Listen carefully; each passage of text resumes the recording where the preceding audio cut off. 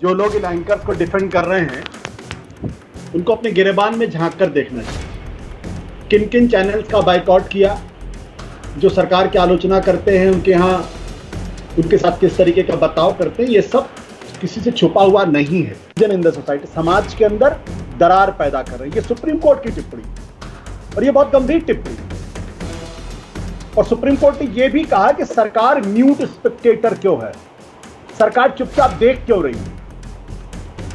ये आशुतोष की बात नहीं है, ये हिंदुस्तान के सुप्रीम कोर्ट की टिप्पणियां हैं। नमस्कार दोस्तों, स्वागत है आपका सच की आवाज में। जिस तरह से दोस्तों इंडिया अलायंस ने 14 पत्रकारों का बहिष्कार किया है, इसको लेकर काफी विवाद हो गया है। बहुत सारे लोग इंडिया अलायंस के इस फैसले के खिलाफ भी है, तो ज्यादातर लोग इंडिया अलायंस के इस फैसले से इसलिए नाराज है कि आखिरकार ये फैसला अब लिया गया जो ये 4-5 साल पहले क्यों नहीं लिया गया। अब आपको बता देते दोस्तों, न्यूज 24 पर मानक गुप्ता के साथ एक बहस हो रही थी, तो वहां पर वरिष्ठ पत्रकार आशुतोष भी मौजूद थे, जिनसे इस बारे में पूछा गया तो उन्होंने साफ साफ कहा कि जो लोग इन पत्रकारों का समर्थन कर रहे हैं, जिनका के बहिष्कार किया गया इंडिया अलायंस द्वारा, तो उनको भी अपने गिरेबान में झांकना चाहिए कि आखिरकार वो क्या कर रहे हैं। क्योंकि इन पत्रकारों पर आरोप लगा था कि यह भारतीय जनता पार्टी का और राष्ट्रीय स्वयं सेवक संघ का एजेंडा चलाते हैं और इन पत्रकारों ने नफरत फैलाई है देश में। क्योंकि इनकी जो ज्यादातर डिबेट होती है, आप सबको पता कि हर एंगल से यह है, कोई भी कुछ भी हो, चाहे कोई भी मुद्दा हो, कहीं पर भी कुछ भी घटना हुई हो, तो उसमें भी हिंदू मुस्लिम का एजेंडा ढूंढ लाते हैं और उसी पर इनका शोध चलता रहता है। दोस्तों यही आरोप लगाया था इंडिया अलायंस ने भी, जिस कारण बड़े बड़े 14 पत्रकारों का बहिष्कार कर दिया गया। जिसके बाद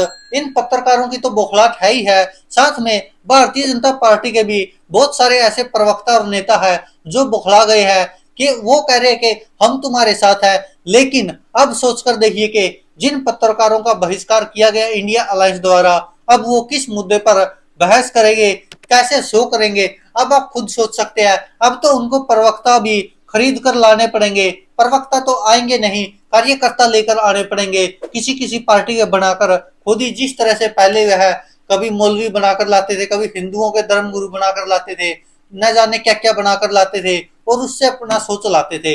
और ऐसा ही हाल अब इन पत्रकारों का कर दिया है इंडिया अलायंस ने। इतनी सारे विपक्षी दल, सोचकर देखिए, इतने सारे विपक्षी दल जब इनका बहिष्कार कर चुके हैं, तो अब इनकी डिबेट कैसे होगी, कैसे वो आर पार करेंगे, आप खुद समझ सकते हैं। आइए दोस्तों, आपको दिखाते कि आशुतोष क्या कहते हैं इस पर और उन लोगों को क्यों फटकार लगा रहे हैं जो लोग इंडिया अलायंस द्वारा बहिष्कार किए गए पत्रकारों के समर्थन में है। आशुतोष, ये तो हमने पहले कभी नहीं देखा, 30-35 साल में तो मुझे याद नहीं पड़ता है। क्या ये नया ट्रेंड है और क्या ये खतरनाक है आशुतोष? आपने म्यूट किया आशुतोष। जो लोग इन एंकर्स को डिफेंड कर रहे हैं उनको अपने गिरेबान में झांक कर देखना चाहिए। किन किन चैनल्स का बाइकआउट किया, जो सरकार की आलोचना करते हैं उनके यहाँ उनके साथ किस तरीके का बर्ताव करते हैं, ये सब किसी से छुपा हुआ नहीं है। इसलिए मैं इसमें ज्यादा टिप्पणी ना करते हैं, सिर्फ दो चीजें कहूंगा। सुप्रीम कोर्ट के दो ऑब्जर्वेशन, एक ऑब्जर्वेशन 22 सितंबर 2022 का है। सुप्रीम कोर्ट ने कहा है रोल ऑफ एंकर इज और इट्स लाइक किलिंग समवन। ये सुप्रीम कोर्ट के ऑब्जर्वेशन। उसके बाद 14 जनवरी 2023 सुप्रीम कोर्ट फिर एंकर्स की भूमिका के बारे में टिप्पणी करता है कि ये हेट स्पीचेस करते हैं। Court said nobody nowadays everything is driven by TRP and channels are competing with each other and creating a division in the society. Channels are competing with each other and creating division in the society. समाज के अंदर दरार पैदा कर रही है। ये supreme court की टिप्पणी और ये बहुत गंभीर टिप्पणी। और सुप्रीम कोर्ट ने यह भी कहा कि सरकार म्यूट स्पेक्टेटर क्यों है, सरकार चुपचाप देख क्यों रही है। ये आशुतोष की बात नहीं है, ये हिंदुस्तान के सुप्रीम कोर्ट की टिप्पणियां हैं। और मैं सिर्फ दो टिप्पणियां आपको दिखा रहा हूं, इसके अलावा भी बहुत सारी टिप्पणियां अदालतों के माध्यम से आ चुकी हैं। तो मेरी अगर आप व्यक्तिगत राय कहेंगे तो मेरी व्यक्तिगत राय यह कि एंकर्स का बाइकआउट नहीं होना चाहिए।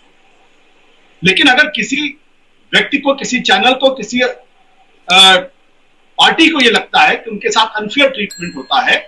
एंकर्स वहां अगर ऐसी बातें करते हैं जो समाज में हेट स्पीच फैलती हैं और अनर्गल चीजें होती हैं, तो ये उनका लोकतांत्रिक अधिकार है कि वो वहां जाए, वहां ना जाए, आप उनको रोक नहीं सकते।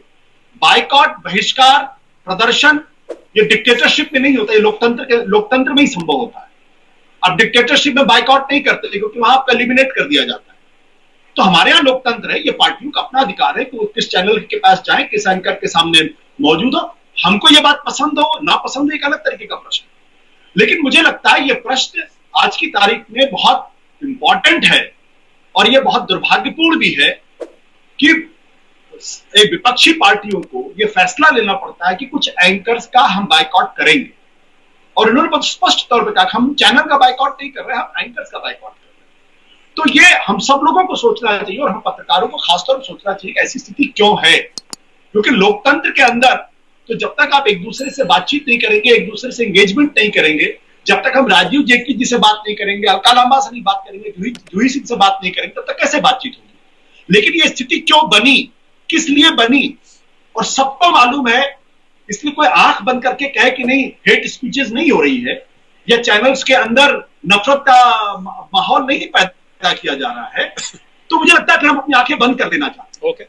मैं तो अपने अनुभव से बता सकता हूं, मेरा तो मुझे लगता है कि यहां बैठे हुए सब लोगों को सबसे ज्यादा अनुभव है एंकरिंग करने का। और ऐसा नहीं है कि कुछ राजनीतिक दलों ने, कुछ नेताओं ने मेरे शो में आने से मना किया, ऐसा ये एक सच्चाई है। लेकिन उस वक्त के माहौल अलग थे, आज का माहौल बिल्कुल अलग है। वो हेट स्पीच के मसले पे नहीं था, उनको लगता था कि शायद ये ज्यादा कड़े सवाल पूछ लेते हैं, शायद हमको कॉर्नर कर देते हैं। और मैं आपको बता दूं, देश के रक्षा मंत्री थे जॉर्ज फर्नांडिस, मानक शायद आपको याद होगा, जब हम आज तक में थे, वो करीब 1.25 घंटे का इंटरव्यू हुआ था, उसके बाद जॉर्ज फर्नांडिस ने मेरे साथ इंटरव्यू करने से मना कर दिया। मुझे उसमें कोई आपत्ति नहीं थी क्योंकि उनका लोकतांत्रिक अधिकार था।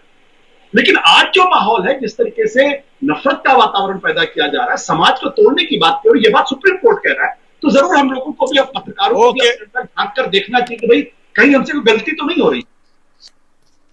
तो आप देख सकते दोस्तों, यहाँ पर जिस तरह से वरिष्ठ पत्रकार आशुतोष ने कहा कि अगर मुझसे व्यक्तिगत तौर पर पूछोगे तो मैं कहूंगा एंकर्स का बहिष्कार नहीं करना चाहिए। लेकिन जिस तरह से नफरत फैलाई जा रही है इन पत्रकारों द्वारा, तो इनका समर्थन करने वाले लोगों को भी अपने गिरेबान में झांकना चाहिए। सुप्रीम कोर्ट तक फटकार लगा चुकी है हमारे देश की मीडिया को और सरकार को कि आखिरकार सरकार चुप क्यों है, जब यह पत्रकार या ये टीवी चैनल्स जिस तरह नफरत फैला रहे हैं किसी समुदाय विशेष के खिलाफ, किसी धर्म विशेष के खिलाफ। तो आप समझ सकते हैं कि हमारे देश की मीडिया का स्तर कितना गिर गया है। और शायद यही कारण है कि इंडिया गठबंधन को मजबूर होकर इन पत्रकारों का बहिष्कार करना पड़ा है। दोस्तों, इस पर आप क्या कहते हैं, अपनी राय कमेंट बॉक्स में जरूर दीजिएगा।